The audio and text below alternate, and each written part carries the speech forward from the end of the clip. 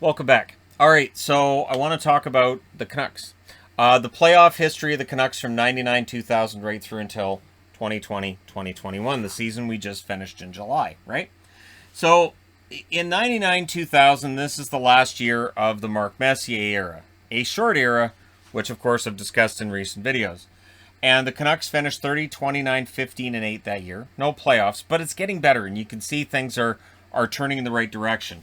Naslund was leading the team in scoring that year, 82 games, 27 goals, 38 assists, 65 points, growing into being the captain, the leader of the team, and offensively pretty darn gifted. It's interesting because we look back on that Naslund deal as one of the more lopsided trades in history, and yet there were points before Naslund got to being their number one scorer where his name was in trade rumors regularly. There was some debate about whether or not he would ever be a top line forward in the NHL. 2000-2001, they finished 36-28-11-7. They make the playoffs, but waiting for them is Colorado. Colorado was the team that took them out in 96 and take them out in 2001 as well. And it's a sweep, so it's a 4-game sweep for the Colorado Avalanche. Naslund led the team in scoring again, 72 games, 41 goals, 34 assists, 75 points. Did not play in the playoffs. Might have been for the best for Naslund. But 2001-2002, their record gets better. They're 42-37-3. And there was that glimmer of hope that they might knock off the Detroit Red Wings in 2002. They're up 2-0, and then there was the Lidstrom goal from center ice. And this is where the complaints started about whether or not Vancouver had the goaltending they needed in order to get over the top. If Dan Cloutier was going to be the goaltender to get them anywhere in the playoffs. Naslund led the team in scoring, 81 games, 40 goals, 50 assists, 90 points. But in 6 playoff games, 1 goal, 1 assist. Naslund was an excellent offensive player. The questions about whether or not he could get the Canucks over the top, they were quite loud as well. So 2002-2003, the Canucks finished 45-23-13-1. Very good record overall. First round, they were down 3-1 against St. Louis, and then they came back and they won it in 7. So it felt like something big might be happening. Then they get up 3-1 on the Minnesota Wild, and they lost 3 straight. Minnesota just stomped them out of there. Nothing went right for Vancouver. Naslund, 82 games during the regular season, 48 goals, 56 assists, 104 points. And this is where Canuck fans start fantasizing about, so when are we going to win that cup? But 14 games in the playoffs, 5 goals, 9 assists, 14 points. And the continued question of whether or not Cloutier is the guy who can get them over the top, it's still there. So Naslund's numbers during the regular season are fantastic. This is West Coast Express time. The West Coast Express didn't last nearly as long as I think a lot of fans remember it. Because in 03-04, they were already needing to break it up at points. Bertuzzi's play was off. Everybody remembers the punch on Steve Moore, right? And that they were after Steve Moore for injuring Marcus Naslund. And the debate about whether or not Naslund was the same after that injury is, I think it's a valid discussion to have. But what gets lost in all of that discussion about Bertuzzi being suspended, Bertuzzi's play was off that year. His goal scoring was way off, and just everything seemed a little bit out of sync. The record would not necessarily tell you that. They were 43-24-10-5. But in the playoffs against the Flames, they lost in 7. So while their record was still pretty good, you could see there were a lot of cracks forming. Naslund did lead them in scoring, played 78 games, 35 goals, 49 assists, 84 points. Very, very solid numbers, not as dominant as the year before. In the playoffs, 7 games played, 2 goals, 7 assists, 9 points. So we go through the 04-05 wiped out season. We get into 05-06, and the Canucks go 42-32-8. No playoffs for the Canucks, however. None. And Naslund and the boys take the brunt of what's gone wrong here. 81 games, 32 goals, 47 assists, 79 points. So, 06 happens, and we're starting to see things change. As in, Luongo gets brought in, right? Dave Nonis brings in Luongo.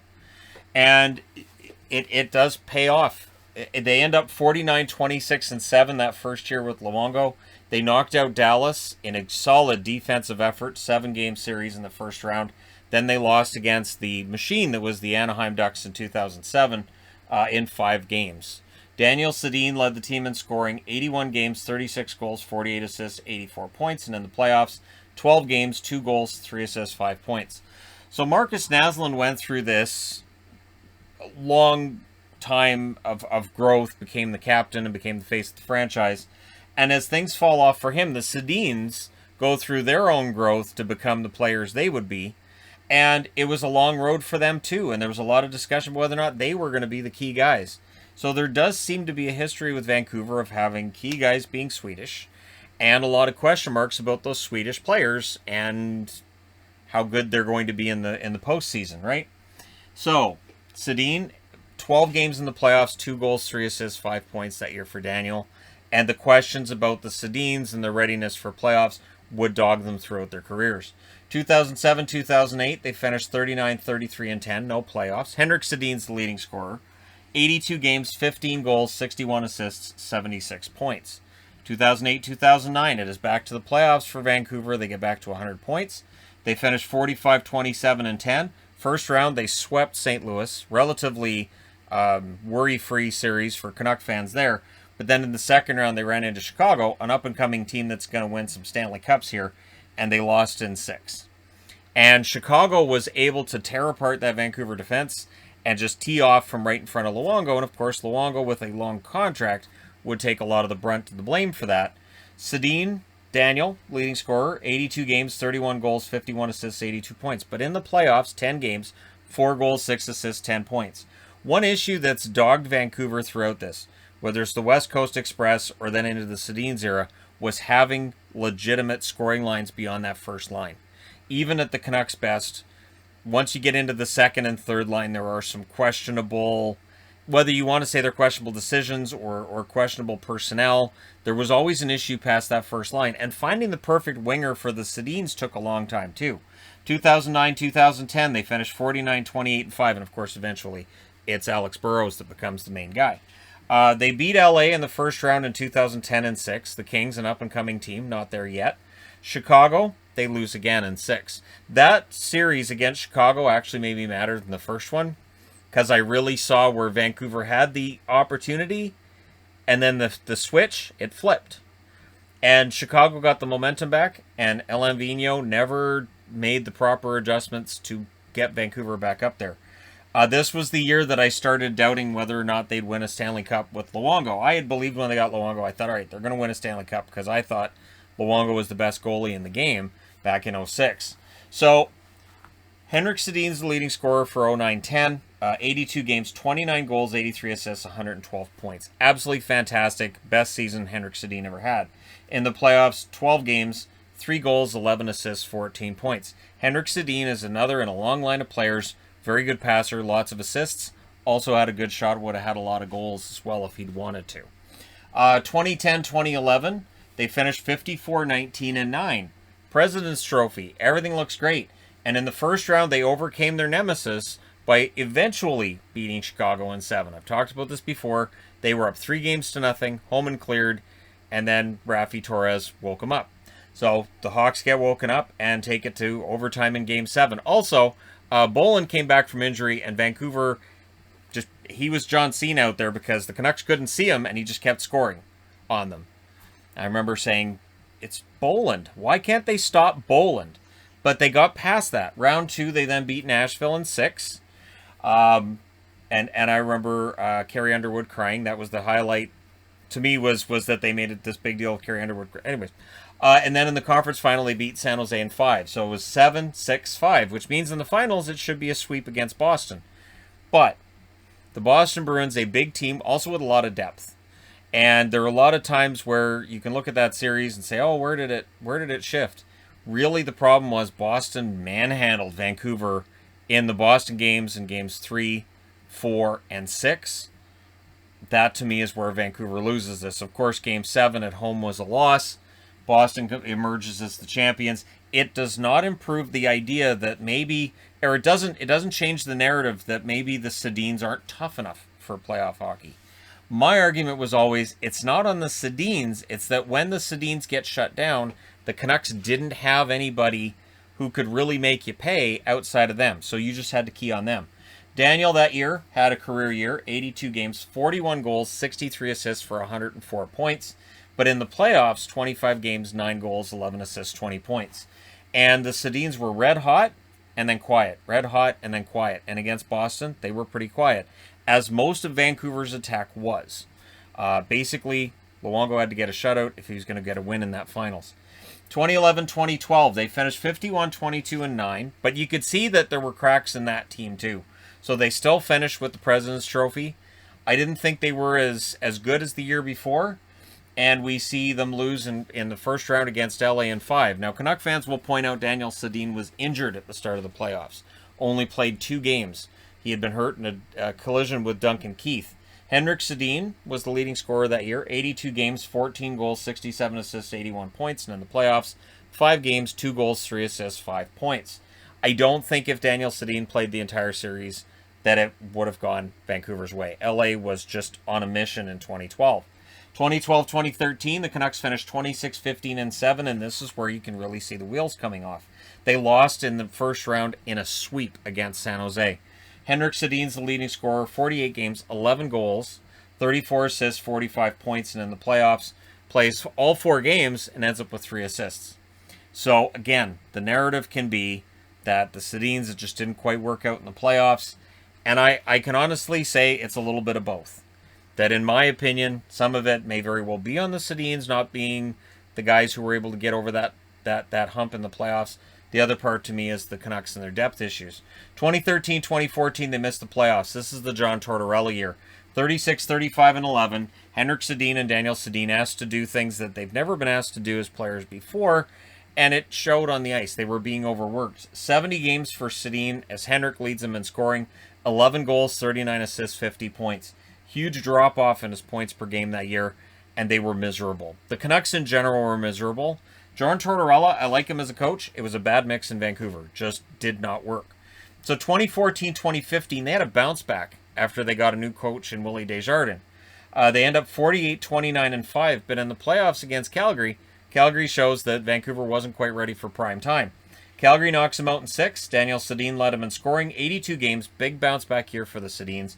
20 goals, 56 assists, 76 points. And in the playoffs, 6 games played, 2 goals, 2 assists for 4 points. But since then, it's been slim pickings. Now, 2014, this is where we see Jim Benning come in. So the Jim Benning era starts with 2014-2015, where they made the playoffs, which I always thought, and I still do, that was great and all, but maybe it gave this impression they were closer than they actually were to being a contender. And maybe that's part of the reason why there's been a half-baked rebuild of sorts. Like they've still spent a lot of money and they've tried to stay competitive, and I think sometimes it's been to their detriment. 2015-2016, they finished 31, 38, and 13. No playoffs. Daniel Sedin leads them in scoring. 82 games, 28 goals, 33 assists, 61 points. So the points per game down for both of the Sedin brothers. 2016-2017, they finished 30, 43, and 9. No playoffs. Bo Horvat is the leading scorer. Yep, Bo Horvat. 81 games, 20 goals, 32 assists, 52 points. It's the only time he's led them in scoring. And I love Horvat, but I think if the Canucks have a successful season, Horvat's probably going to be slotted in 4th in scoring. I'd say Besser should be ahead of him. Pettersson should be ahead of him. Hughes should probably be ahead of him, too, if Hughes has one of those years. And maybe even Miller. So maybe he ends up 5th on the scoring list. So 2017-2018, they finished 31, 40, and 11. Incremental improvements and bringing in big contracts at the same time without making those improvements on the ice. Besser, 62 games, 29 goals, 26 assists, 55 points. I still say, eventually, when healthy, Besser should get a 40-goal season in there. Has to. So, 2018-2019, 35, 36, and 11. Almost back to a 500 record. No playoffs, of course. Elias Pettersson's the leading scorer. 71 games, 28 goals, 38 assists, 66 points. So, Pettersson's in the lineup. Besser's there. Horvat's there. This is the core that I like a lot. And I think the Canucks with this core could do something special at some point, right? 2019-2020, they do actually make the playoffs, 36, 27, and 6. Now, they might be helped in this matter by A, expanded playoffs, and B, at the time of the pause, they were headed in the wrong direction. They may very well have missed the playoffs. And because Markstrom got hurt, and Demko wasn't playing particularly well, and neither was the defense in front of him. So they get into the qualifying round, and they knock out Minnesota 3-1. They lost that first game against Minnesota, win 3 in a row. And then in round 1 against St. Louis, Markstrom steals the show and wins it in 6. So they go against Vegas. They eventually lose in 7, but Demko becomes quite the folk hero. And the emergence of Demko means they can move on from Markstrom and go forward with their young group, right? JT Miller was the leading scorer, 69 games, 27 goals, 45 assists, 72 points. Absolutely a career year for JT Miller. Everything went right. In the playoffs, 17 games, 6 goals, 12 assists, 18 points. JT Miller produces in the playoffs as well as the regular season. I'm still a big fan of his, and I really hope that the Canucks are able to figure out a way to get him involved in that top 6 in the attack and that goes in their favor. The season we just had, 2020-2021, they finished 23-29-4. Absolute nightmare of a season. And just when it looked like it was going to get better, they had the big COVID outbreak on the team, and then they had to play, 20 games in 10 days? Like, it felt like it. They played a lot of games, and it was at a point where they were already basically out of the playoffs, and then they just crashed out. It just absolutely crashed out for them. So Brock Besser was their leading scorer and was a good story on a team that didn't have very many. 56 games, 23 goals, 26 assists, 49 points. Besser, whose name gets tied to trade rumors here and there, I really hope the Canucks don't actually end up trading him. Now, when we look at GMs and coaches through this era, Brian Burke from 98 till 2004 was the GM. Brian Burke, of course, the problem was the goaltenders were getting changed regularly. And with each GM that comes in for Vancouver, it feels like they make one big trade and kind of sit on it. And Pat Quinn kind of did that back in the day, where he had, one big trade and then kind of sat on it for a while, and then you get one big deal. And with Burke, he stayed with the same lineup when maybe he shouldn't have at times. I thought he was really loyal to players that maybe he should have moved on from, which has been a storyline with some GMs, right? Ken Holland took that in Detroit too. Then Dave Nonis from 04 to 08. Nonis got the Luongo trade done, and then after that, there was a lot of draft picks that got moved out for rentals that just didn't work out. And so the team trending in the wrong direction, they hire Mike Gillis, former player agent. Gillis comes in with a lot of success early on, but by the time he's fired in 2014, where they brought in John Tortorella, and that season absolutely flamed out, really, Canuck fans wanted Gillis out in overwhelming numbers and chanted "Fire Gillis" at a game where he did get fired after. So Gillis goes out, and then from 2014-15 until now, it's been Jim Benning. And of course, the debate is whether or not Benning has run this properly, how much it might be interference from owners. However you want to look at this, have the Canucks since 2014 managed to maintain some kind of a plan to get into contention? And I don't think there's any conclusive proof. We've had playoffs in 1 out of the last, 6. Playoffs once in the last 6 years. So that's, 6 seasons. If we go 6 years back, you've got the 2014-2015 Stanley Cup playoffs appearance. It's a problem. Now, when you look at the coaches, Mark Crawford from 99 to 2006, one of the best coaches they've had. Alain Vigneault from 2006 to 2013 would probably be my pick, although Crawford, it depends, because they got to the final with Vigneault, so Vigneault probably should get the nod, but Crawford was pretty good too. John Tortorella, of course, just the 1 year. Willie Desjardins from 2014 to 2017, and Travis Green from 2017 until now. And of course, the debate with Green is, if he gets a lineup that's good enough to win, is he able to coach him over the top? Their leading scorer all time in playoffs is Trevor Linden. 118 games, 34 goals, 61 assists, 95 points. Playoff warrior. Plays through numerous injuries, right? Henrik Sedin, 105 games, 23 goals, 55 assists for 78 points. And again, I understand the arguments with Sedin's. I thought they were good playoff performers, but I understand the critiques they get. Daniel Sedin, 102 playoff games, 25 goals, 46 assists, 71 points. Pavel Bure, 60 games in the playoffs as a Vancouver Canuck, 34 goals, 32 assists, 66 points. And almost reached the all-time high for goals in a playoff year when the Canucks went to the final in 94. Jeff Courtnall, 65 games, 26 goals, 35 assists, 61 points. If you need a key goal in the playoffs, Jeff Courtnall's your guy. And of current players, Elias Pettersson, 17 games, 7 goals, 11 assists, 18 points. JT Miller, 17 games as well, 6 goals, 12 assists, 18 points as a Canuck in the playoffs. Bo Horvat, 23 games, 11 goals, 5 assists, 16 points. Quinn Hughes, 17 games, 2 goals, 14 assists, 16 points. Brock Besser, 17 games, 4 goals, 7 assists, 11 points. Those guys need to get a lot more playoff experience than just what they've had here. Or in Horvat's case, including what he had here. They need more. And it is a matter of when that happens and how far they can go. So I guess the question I have is, are the Canucks building themselves up?